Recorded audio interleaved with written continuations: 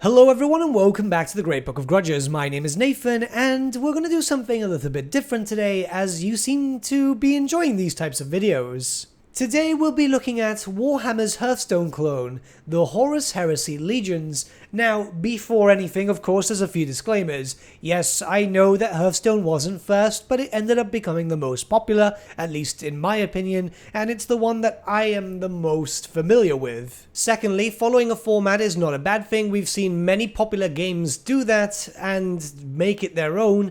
And finally, this is the first time I'm actually going to play this, so I'm going in completely blind, whether it's good, bad, or just downright ugly. So let's just dive into the game. Already the main menu looks pretty standard when it comes to this usual format. You know, there's a shop, a battle section, some different currencies. Nothing looks too out there. The shop itself, of course, is, monetized as far as we know, but we cannot get access to it just at the beginning. In fact, to do so, you need to progress through the story a little bit, and it's got some redeeming qualities over here. Loken, we are betrayed. War Master Horus has turned against us. Impossible. The Emperor chose him to lead us. Not anymore. He will launch viral bombs on us. Find cover underground, now! So I had to show off the music and the actual voice acting because it's pretty good. For a game like this, it's actually pretty good. A lot of cases, a lot of developers just kind of half-ass it, whereas, yeah, I actually really got surprised, especially with the voice acting. Now, there's a few things that we need to discuss. First off, of course, we are playing the storyline mission at the moment, so everything is kind of scripted in a way just to expand the story. The story itself is based on the Horus Heresy, no surprises given the name, but that is actually a really important time in the Warhammer 40k and of course 30k timeline, so it's nice to see a game based on that trying to explain the story in its own way, because yeah, it's actually following the storyline, and believe it or not, that's actually really good considering like games like Hearthstone deviate and do their own different thing. I do have to praise the developers for this because you don't see that often, and it's nice that 30k is getting a bit of love, as it really doesn't nowadays as much. Now, we've been looking at the gameplay as I've been explaining the other stuff, and yeah, it's pretty much a Hearthstone clone. It's exactly what you can imagine. You have a certain amount of energy per turn, and as the turns move forward, you will get more energy. Each of the cards are worth a certain amount of energy themselves, and you have a commander, your enemy has a commander, you have to take your enemy's commander down to 0 before they do to you. It's a turn-based card game, and again, I keep referring to Hearthstone because it's the best way to explain it, but yeah, Gwent or Magic the Gathering, even possibly Yu-Gi-Oh, but not so much that. I've literally gone into this game blind. This is supposed to be the tutorial in a sense, I'm imagining, when it comes to the storyline, and I must admit that, yeah, if you've played one, you've played them all, and to be honest, that's actually a good thing. It's not that bad, and you don't feel like you're running too much into anything. There are, of course, a few differences here, and there are certain cards that only become active when you do certain things. That's not really explained too well on the card, so you will need tutorials for certain things, or just do like I do and brute force it. It's weird, I'm actually being fairly positive at the very beginning. We're gonna carry on and see what else happens, but more or less these missions were around 4 minutes if you played them as quickly as I do. Some people might go a bit slower, it really depends. It looks like as you do battles, missions, even some daily missions, you'll level up. So there is a progression system, and this seems to be a way for you to get new cards, which is fairly cool. At least there's a progression involved. I'm imagining that the higher the level you are, the longer it'll take to start leveling up, and I'm not imagining that you will get very powerful cards. It'll just go through a random system, very RNG focused. So yeah, I don't know. It's a good way of going about it. I just hope that this doesn't force you into the cash shop. Alright, so it looks like completing the basic tutorial campaign will start to unlock you the money-based currencies. So you can get a few of them and earn them through in-game, so that's not too bad. Gems to buy individual cards or cosmetics, then tickets to take part in events, which is odd but okay, and coins used to buy crates of cards or cosmetics in the shop. Why are there 2 currencies needed to buy cosmetics and cards? That seems a bit weird to me. Unless, of course, you're earning one through in-game events and the other one that you have to buy. That makes more sense to me rather than just going, yeah, two of them that you have to buy with. It also didn't take very, very long to show off a special offer, did it? Though, I guess, you know, this is a freemium game, it's completely free, so they're showing off what you can buy and so on. It's just a bit weird to me. Here, they show you all the different types of legions, and, you know, it's a warlord, so that's your character. 30 cards, I'm assuming, linked to them. An exclusive card back, which I'm assuming is linked to the legion that you're picking.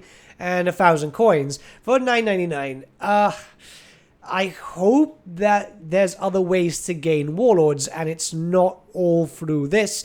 Or else that would be kind of shitty. I don't know.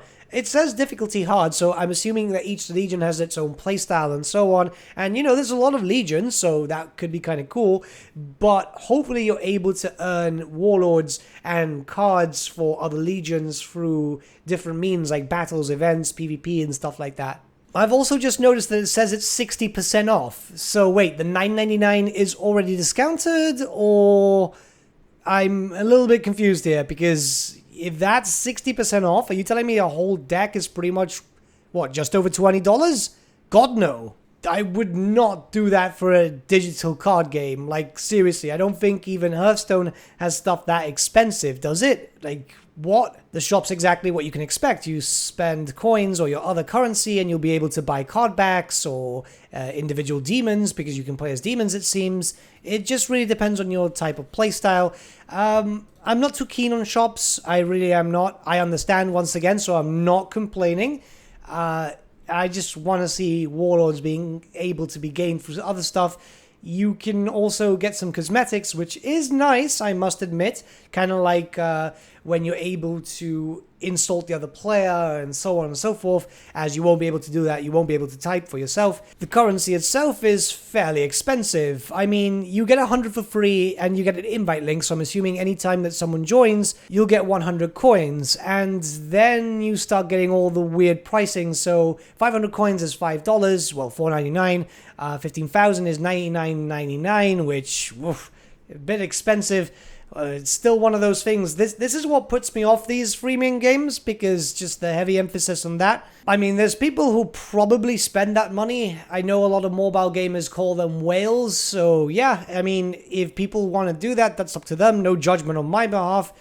Just not keen on it myself. There's also a weekly subscription, which I'm not too keen for. Like, if you're going to have a shop that's perfectly fine, just don't have a subscription too, which just gives you an improved daily mission crate with 1 ticket and 50 coins.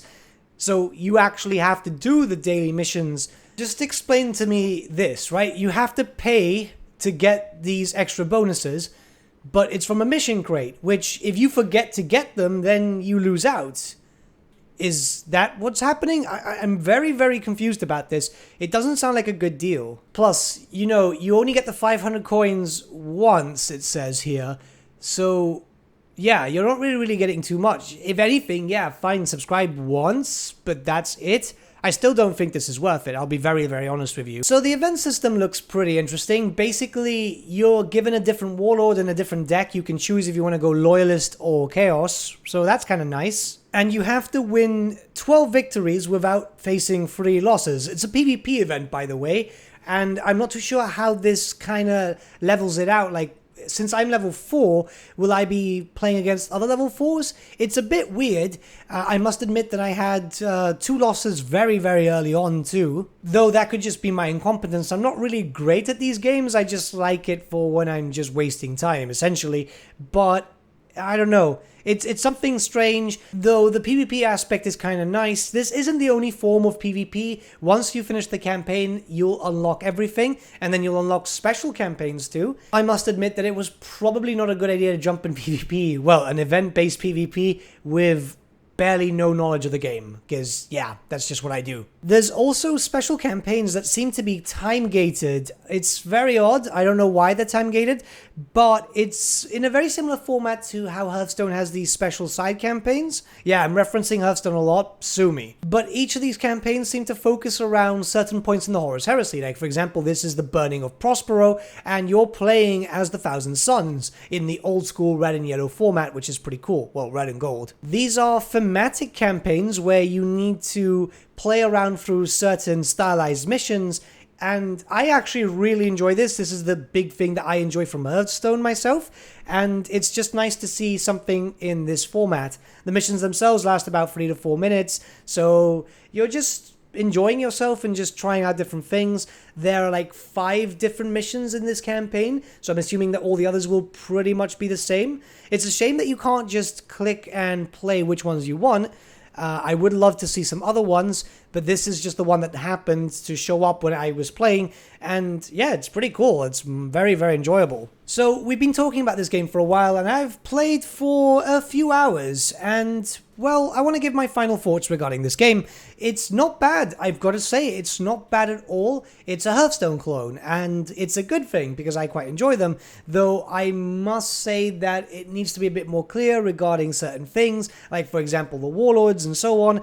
In complete genuine honesty, I like the game. The only real problem is that freaking shop seems a bit weird, and again, yeah, warlords. These are the things that just seem a bit strange because I don't want to play as Loken. I want to play as Alfarius, or I want to play as Lucius or Abaddon or Primarch if I can too. It would be kind of fun, but I'm not paying what, $9.99, and that was what, 60% off?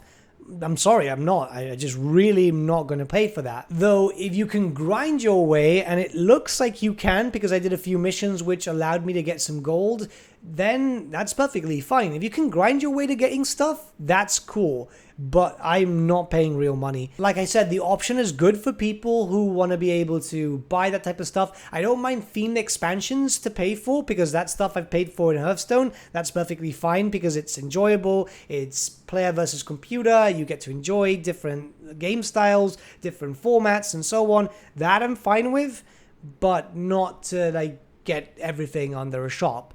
So yeah, if you can grind for it, awesome. If it's all pay, no. I must admit, like I said, it's promising and it's enjoyable. And I was coming in thinking that I was going to bitch about the game constantly, but I think I was actually fairly positive with this one. But what do you guys think about the Horus Heresy Legions? Let me know your thoughts in the comments below, and let's start a bit of a discussion. I'm rather curious. This seems really popular, so a lot of people must be able to play it. I mean, it's on Steam, right? And it's free, so yeah, if you want to give it a shot, why not?